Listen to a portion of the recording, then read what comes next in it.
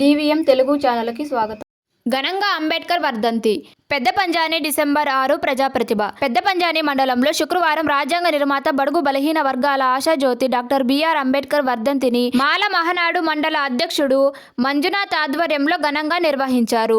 ఈ వర్ధంతికి మాల మహానాడు రాష్ట్ర కార్యదర్శి అశోక్ కుమార్, జాతీయ మానవ హక్కులు అవినీతి నిర్మూలన సంస్థ జిల్లా అధ్యక్షులు డివి మునిరత్నం ముఖ్య అతిథులుగా హాజరైనారు.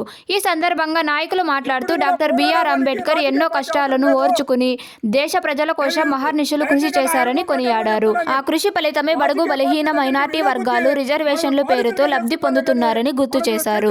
అంబేద్కర్ రచించిన రాజ్యాంగం ప్రకారం రిజర్వేషన్ల ద్వారా రాజకీయ నాయకులైన వారు పదవులు పట్టుకుని వేలాడుతూ అంబేద్కర్ ఆశయాలకు తూట్లు పొడుస్తున్నారని మండిపడ్డారు.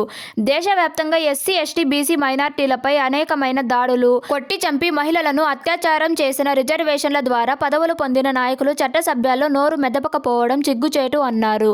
బడుగు బలహీన మైనార్టీ వర్గాలు ఐకమత్యంగా ఉంటే రాజ్యాధికారం చేపట్టి బడుగులకు మంచి భవిష్యత్తునివ్వచ్చని తెలిపారు. తిప్పన్న అమరనారాయణ, మునిరత్నం, జయప్ప మాట్లాడుతూ రాజకీయ నాయకులు ఓట్ల బ్యాంకు కోసం కులాలు, మతాలకు చిచ్చులు పెట్టి అగ్రకుల పెత్తందారులు లబ్ధి పొందుతున్నారని విమర్శించారు. వారి ఆగడాలను చిత్తు చేయాలంటే ఐకమత్యమే మహాబలమని ప్రపంచ మేధావులు చెప్పిన మాటను రుజువు చేయాలన్నారు.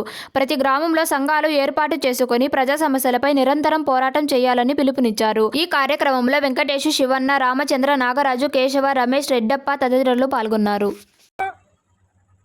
అంబేద్కర్ గారు ఒక కార్మిక శాఖ మంత్రిగా ఉన్నప్పుడు ఆయన ఒక బిల్లు పెడితే, మహిళా బిల్లు పెడితే ఆ రోజు అగ్రకుల పెత్తందారులు వ్యతిరేకించినారు.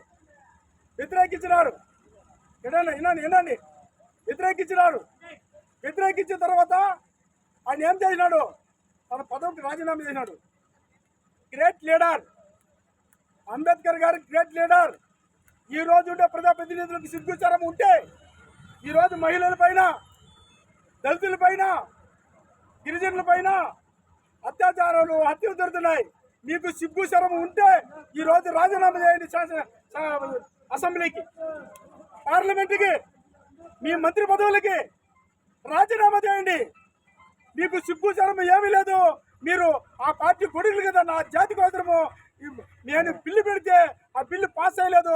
నేను దేశంలో ఉండే మహిళల కోసము, పేదల కోసము నేను బిల్లు పెడితే ఆ బిల్లుని వ్యతిరేకించినారని అంబేద్కర్ గారు రాజీనామా చేసినప్పుడు మీరు ఎందుకు చేయకూడదు?